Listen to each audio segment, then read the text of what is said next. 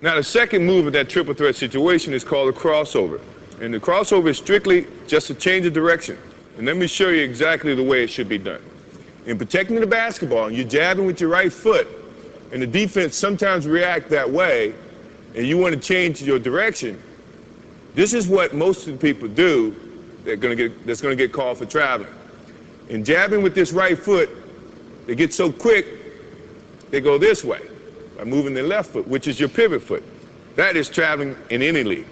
So the correct way to do it is when you jab, now you're going to pick up the same foot that you jabbed with and change directions. And in putting the ball down, good defensive players, if you put the ball out here, have long enough arms. Scottie Pippen, for one, can slap it. Your momentum is going this way and the ball is going that way. Good way to correct that is when you jab, now you change. If you put the ball here, you got protection from your right leg. Your hand should be here protecting the basketball anyway. So now the only way the defense can get to that ball is to go through your arms, go through your legs.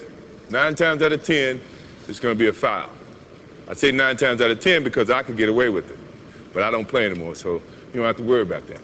So, jab step, change the direction this way, putting the ball inside your legs. Now, the good thing about an offensive player is you got to be able to go both ways. If you go one way, now you're limiting your options. The defense is going to read that, and then they become more, I guess, have the advantage to try to limit your options. As an offensive player, you never want to limit your options. So when you're working on that move to do it this way, also do it that way. So now you can have 2 options. If my man is taking a defensive stance, the thing that I'm looking at right now is he's playing parallel. So now he's playing me to go either way, which is good. Which it also, to me, means all I have to do is give him a nice little fake this way. He's going to think and feel that that's the way I'm going. My change of direction is a little bit better to use when you see a guy with the parallel stance. Mainly because he doesn't know where you're going. So now you have so many options, you just try to use as many options as you can. Now, if he had his right foot forward, that to me is saying, now he wants you to go this way. The last thing I want to do is go where the defense wants me to go. I want to go opposite. So this is when now he takes his step that way. The change of direction means he's got to pick up this foot and open, then slide to keep up to you as an offensive player. That takes more time than you taking that crossover and driving to the hole. So you have the advantage in that sense.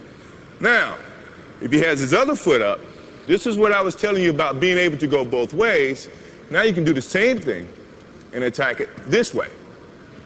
You see what I mean? So now he can't limit your options. So you should look, before you take your stance, look how the defense is playing you, and then decide which is your pivot foot, your right foot or your left foot, and then attack.